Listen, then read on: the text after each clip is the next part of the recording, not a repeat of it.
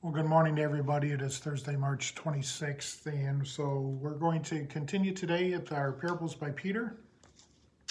Got a really interesting parable today. I hope you guys will enjoy it. Again, they come from this book, Orthodox Heretics by Peter Rollins, just to give credit where credit is due. And so this one is called Finding Faith. So I'm going to read this parable to you, and then we'll talk just a little bit about what it means afterwards. And so Peter writes, there once was a fiery preacher who possessed a powerful but unusual gift. He found that from an early age, when he prayed for individuals, they would supernaturally lose all their religious convictions. They would invariably lose all of their belief about the prophets, the sacred scriptures, and even God. So he learned not to pray for people, but instead limited himself to preaching inspiring sermons and doing good works. However, one day when he was traveling across the country, the preacher found himself in conversation with a businessman who happened to be going in the same direction. This businessman was a very powerful and ruthless merchant banker, and one who was honored by his colleagues and respected by his adversaries. And the conversation began because the businessman, possessing a deep, abiding faith, had noticed the preacher reading from the Bible. He introduced himself to the preacher and they began to talk. As they chatted together, this powerful man told the preacher all about his faith in God and his love of Christ. He spoke of how his work did not really define who he was, but was simply what he had to do. The world of business is a cold one, he confided in the preacher. And in my line of work, I find myself in situations that challenge my Christian convictions. But I try as much as possible to remain true to my faith. Indeed, I attend a local church every Sunday, participate in prayer circles, engage in some youth work, and contribute to a weekly Bible study. These activities help to remind me of who I really am. After listening carefully to the businessman's story, the preacher began to realize the purpose of his unseemly gift.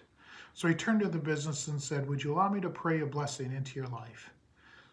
The businessman readily agreed, unaware of what would happen. Sure enough, after the preacher had muttered a simple prayer, the man opened his eyes in astonishment. And the businessman says, "What a fool I have been all these years," he proclaimed. "It was clear to me now that there is no God above who is looking out for me, and there is no sacred text to guide me, and there is no spirit to inspire and protect me." As they parted company, the businessman, still confused by what had taken place, returned home. But now he no longer had any religious beliefs and began to find it increasingly difficult to continue in his line of work. Faced with the fact that he was now just a hard-nosed businessman working in a corrupt system rather than a man of God, he began to despise his activities.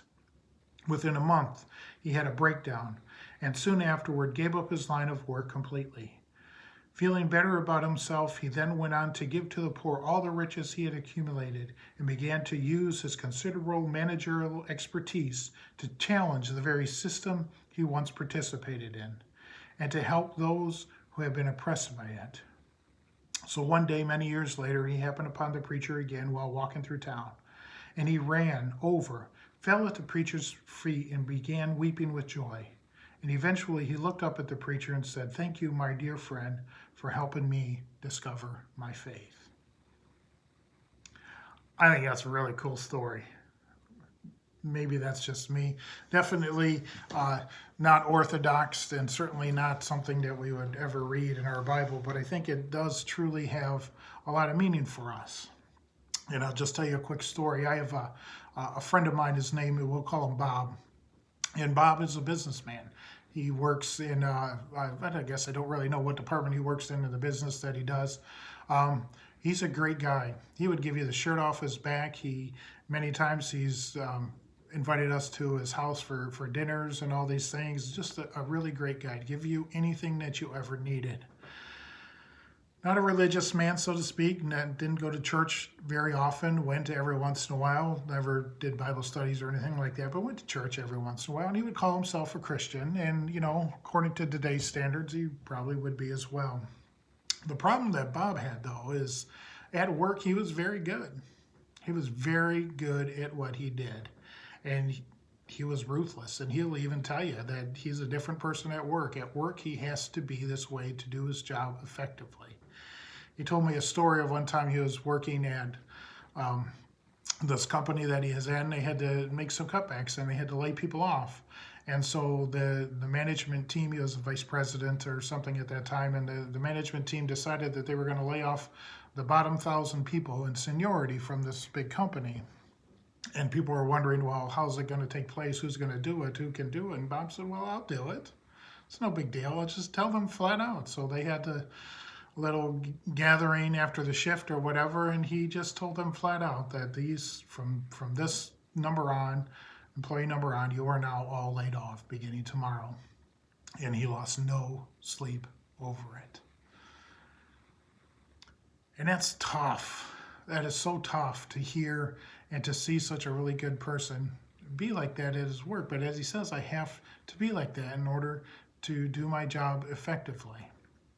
And I wonder if that's really true or not, or if that was just his portrayal of what he thought he had to do to be effective in his work. And so it kind of, this story and that story about Bob kind of bring me to this idea of what Jesus said, that we need to be in the world but not of the world.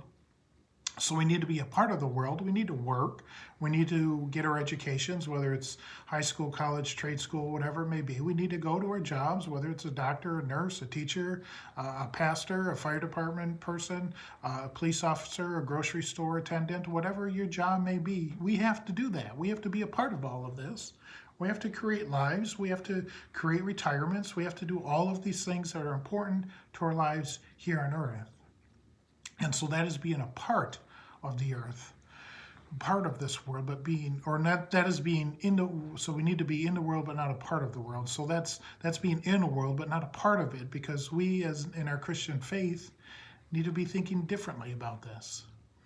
If we are ruthless and we are judgmental, and if we are doing things in our places of employment that absolutely go against our Christian faith, can we really say that we are following the teachings of Jesus Christ? I mean, it's not a part-time thing. You either are or you aren't. Jesus warns the people back in the book of Revelations that their faith was lukewarm. They really weren't truly following the teachings of Jesus. So we need to consider what we do outside of the four walls of this building, or Bible study, or devotion, or prayer, whatever it may be. Are we really being the person that Christ calls us to be? And in our parable, we have this person who was just that. He was a ruthless teacher, or a ruthless businessman, but he had a great faith in God. He went through all the motions that we would expect every Christian to do. Yet, he truly wasn't. It took this gift from the preacher to make that faith disappear in order for him to realize what it truly meant to be a disciple of Jesus Christ. And that meant that he had to change his ways. He recognized within a month that what he was doing was so wrong and so against everything that he ever wanted to be and ever learned to be. And then over time, he realized that he had to resign from his position because he could not be these two people, the one who followed Jesus and the one who just did his work.